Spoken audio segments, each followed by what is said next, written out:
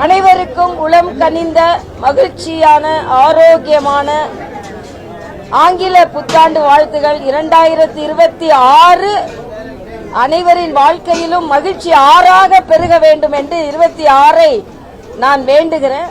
ஆனா அதே நேரத்தில் தமிழ்நாட்டில் ஒரு போராட்டங்கள் இல்லாத ஒரு மாநிலமாக இது திகழ வேண்டும் என்று நான் வாழ்த்துகிறேன்.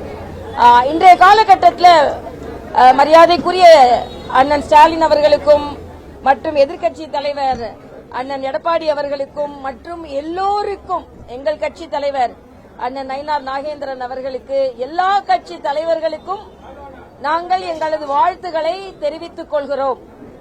ஏன் இப்படி சொல்கிறேன் என்றால் தமிழகத்தில் ஒரு பாராபட்சமான ஒரு நிலை இருக்கிறது. இந்துக்கள் என்றால் வாழ்த்து சொல்லாத ஒரு முதலமைச்சரை நாம் பெற்றிருக்கிறோம். அது மட்டும் இல்ல, இன்றைக்கு எல்லோரும் சமமாக வாழ வேண்டும், வந்தாரை வாழ வைக்கும் தமிழகம். ஆனா தமிழ்நாட்டில் வட இந்தியர்களை பற்றி எப்பொழுதுமே ஒரு விஷ கருத்துக்களை பதிவு செய்து இளைஞர்களுக்கு, வட இந்திய இளைஞர்களை பார்த்தால் ஒரு கோபம் ஏற்படும் அளவிற்கு ஒரு வேற்றுமையை திராவிட முன்னேற்ற கழகத்தை சார்ந்தவர்கள் அவரோடு இணைந்து பணியாற்றுபவர்களும் விதைத்திருக்கிறார்கள். வடக்கன் தெக்கன் கோமுத்ரா சாப்பிடுறவன் அவன் பீகார்காரன், அவனுக்கு ஒண்ணுமே தெரியாது. ஆக தேசிய ஒற்றுமைக்கு ஒரு அச்சுறுத்தலாக திராவிட முன்னேற்ற கழகத்தை சார்ந்தவர்களும் திராவிட முன்னேற்ற அரசும் இருக்கிறது. அதே மாதிரி இன்று எல்லாரும் இணைந்து பணியாற்ற வேண்டும் என்று நினைக்கின்ற காலத்துல ஒரு வாழ்த்து சொன்னா கூட அதுல பாஜகவின் எதிர்கருத்தை மரியாதைக்குரிய முதலமைச்சரா இருக்கட்டும், உதயநிதியா இருக்கட்டும், தொடர்ந்து பாஜகவை விமர்சிக்க வேண்டாம்னு சொல்லல. ஆனா எப்ப பார்த்தாலும் தூக்கத்துல இருந்தா பாஜகன்னு சொல்றதுல இருந்து பாரதிய ஜனதா கட்சி தமிழகத்தில் வளர்ந்திருக்கிறது என்பதை காட்டுகிறது. அது மாதிரி இந்தி கூட்டணி மிகப்பெரிய குழப்பத்தில் இருக்கிறது. அவர்கள் இன்று இந்த தேர்தலை சந்திக்கும் பொழுது மிகப்பெரிய குழப்பத்தில் இருப்பார்கள். இந்தி கூட்டணியில் உள்ளவர்கள்லாம் இந்தி கூட்டணியில் தான் இருப்பார்களா என்று மிகப்பெரிய சந்தேகம் இருக்கிறது. எப்ப பார்த்தாலும் தேசிய ஜனநாயக கூட்டணியை எட்டி பார்த்துட்டு இருந்தாங்க. இன்னைக்கு அவங்க முட்டி மோதிக்கிட்டு இருக்காங்கன்னு நல்லா தெரியுது. மாணிக் தாக்கூரா இருக்கட்டும், செல்வ பெருந்தையா இருக்கட்டும், அண்ணன் திருமாவளவனா இருக்கட்டும், எல்லோருமே எதிர்கருத்துக்களை சொல்ல ஆரம்பித்து விட்டார்கள். அதனால் 2026 இந்தி கூட்டணிக்கு மிகப்பெரிய குழப்பத்தை ஏற்படுத்தும். அது மட்டும் இல்ல, பொங்கல் வருகிறது. பொங்கலுக்கு மக்களுக்கு பரிசு பொருட்கள் கொடுக்க வேண்டும் என்று நாம் எல்லாம் கோரிக்கை வைத்துக் கொண்டிருக்கிறோம். ஆனா திராவிட பொங்கல் என்று சொல்கிறார்கள். ஆக திராவிடம் என்று சொல்ல தமிழ் மறைக்கப்படுகிறது, தமிழ் உதாசீனப்படுத்தப்படுகிறது. இதை முதலமைச்சர் தொடர்ந்து செய்து கொண்டிருக்கிறார். இதையும் நான் வன்மையாக கண்டிக்கிறேன். ஒரு தேசிய பொங்கலாக இது இருக்க வேண்டும். எல்லாவற்றுக்கும் மேலாக இன்னைக்கு காலையில மரியாதைக்குரிய முன்னாள் நிதியமைச்சர் சிதம்பரம் அவர்களின் பேட்டியை நான் பார்த்தேன். இதுல என்னன்னா மற்றதெல்லாம் அவருக்கு காதுல விழுதான். வட இந்திய இளைஞர்கள் இங்கே தாக்கப்படுகிறார்கள் சொன்னா உங்க தமிழே புரியலன்றாரு. எப்படி தமிழ்நாட்டில் பிறந்தவர் தமிழே புரியல, அப்புறம் தமிழ்நாட்டில் பிறக்காத மோடி அவர்கள் தமிழ் புரிந்து கொள்ளுகிறார், தமிழை அவர் கையாளுகிறார், திருக்குறளை சொல்கிறார், அவரை தமிழுக்கு எதிரின்னு சொல்றாங்க. ஆக உங்களுக்கு தெரியாத வேண்டாத கேள்வினா தமிழே புரியலன்னா என்ன அர்த்தம்? அது மட்டுமல்ல, தமிழகத்தில் உள்ள கடனை பற்றி ஒரு இடத்துல கடன் இருந்தது என்றால் அது சாதாரண கால்குலேஷன். அது கடன் அதிகமா இருந்தா அதுக்கு வட்டி கட்ட வேண்டியிருக்கும். அந்த வட்டி அந்த மக்கள் தலைமையில தான் விழும். ஆனா என்னமோ கடன் வாங்குறது கூட ஒரு பிரச்சனை இல்ல. கடன் எப்படி ஒரு 5 ஆண்டுகளுக்குள் 2 மடங்கு ஆகியிருக்கிறது தமிழகத்தில் உள்ள கடன். ஆக இவங்க எல்லாம் இப்ப பேசும்போது எதிர்கட்சி ஆளும் போது இதே அண்ணன் ஸ்டாலின் கடன்ல மக்கள் எல்லாம் மூழ்கி கொண்டிருக்கிறார்கள் என்று 2 மடங்கு கடன் வாங்கிட்டு கடன் வாங்குறதுலாம் ஒன்னும் பெரிய பிரச்சனையே இல்ல, அது எந்த தாக்கத்தையும் ஏற்படுத்தாது என்று முன்னாள் நிதியமைச்சர் வரைக்கும் சொல்லக்கூடிய ஒரு சூழ்நிலை இன்று எவ்வளவு அடிமைத்தனமாக இந்த ஆட்சியில் இவர்கள் எல்லாம் செயலாற்றுகிறார்கள் என்று தெரிகிறது. இன்னொரு கட்சி அடிமைன்னு சொல்லிக் கொண்டிருக்கிறார்கள். இன்னைக்கு திமுக இந்தி கூட்டணியில் உள்ள கட்சிகள் தான் அடிமையாக இருக்கிறார்கள். வேங்கை வயலில் உள்ள பிரச்சனையை கேட்கறதுக்கு அண்ணன் திருமாவளவனுக்கு முக்கியம் இல்ல, அடிமையாக இருந்து கொண்டிருக்கிறார்கள். துப்புரவு தொழிலாளர்கள் அங்கே போட்டி மிக கடுமையாக போராடி கொண்டிருக்கிறார்கள்.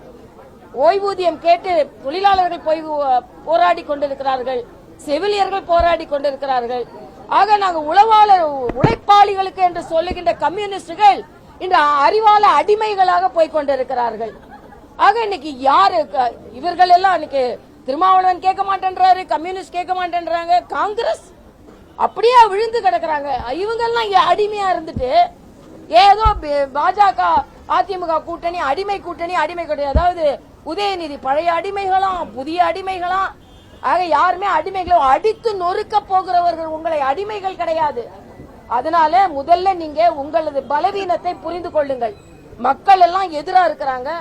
நாடு அந்த வட இந்திய மாணவர் அந்த இளைஞர் திருத்தணியில மட்டும் இல்ல, கோவையில ஒரு ஹோட்டல்ல பணிபுரிகிற ஒரு வட இந்திய இளைஞர் கொல்லப்பட்டு இருக்கிறார். ஆக தமிழ்நாட்டில் ஒரு வேற்றுமையை விதைத்துக் கொண்டிருக்கிறார்கள். உதாரணத்திற்கு திருப்பரங்குன்றம் மரியாதைக்குரிய தர்மேந்திர பிரதான் அவர்கள் திருப்பரங்குன்றத்துல விளக்கு ஏற்றணும்னு சொன்னா உடனே கனிமொழி அவர்கள் முதல்ல நீங்க இதை பேசுங்க அதை பேசுங்கன்னா அவங்க எல்லாவற்றையும் பேசுவார்கள்.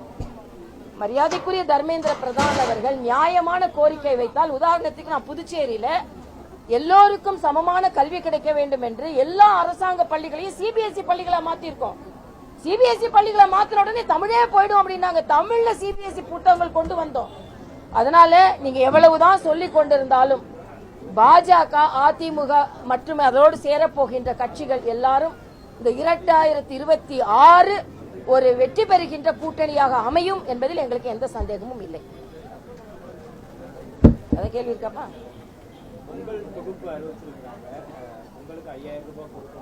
அறிவிச்சாங்களா?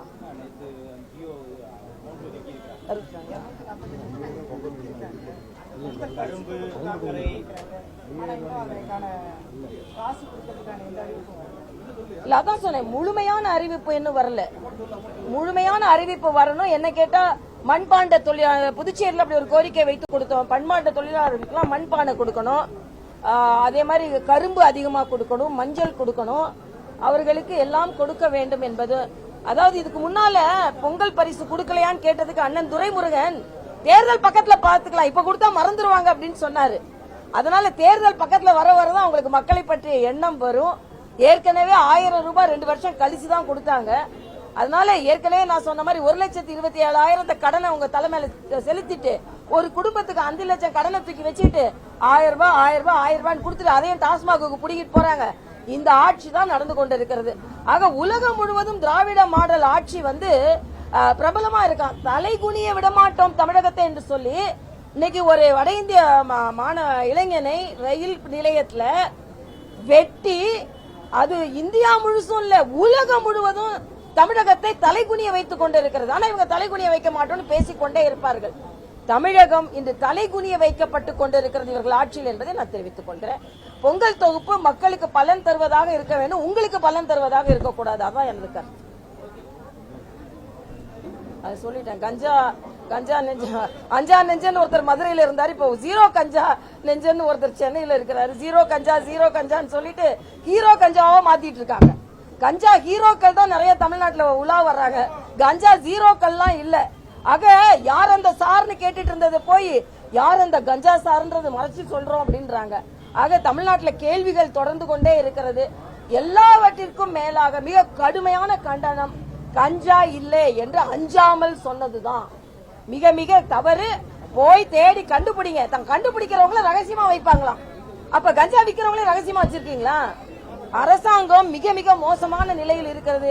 இதை புரிந்து கொள்ள வேண்டும். அன்னைக்கு மாநாடு நடத்துறாங்க வெல்லும் பெண்கள்னு, ஆனா துப்புரவு தொழிலாளர் பெண்கள் உட்கார்ந்து ஆட்சியின் அவலத்தை சொல்லும் பெண்களாக இருந்து கொண்டிருக்கிறார்கள். அதான் இன்னைக்கு இருக்கு.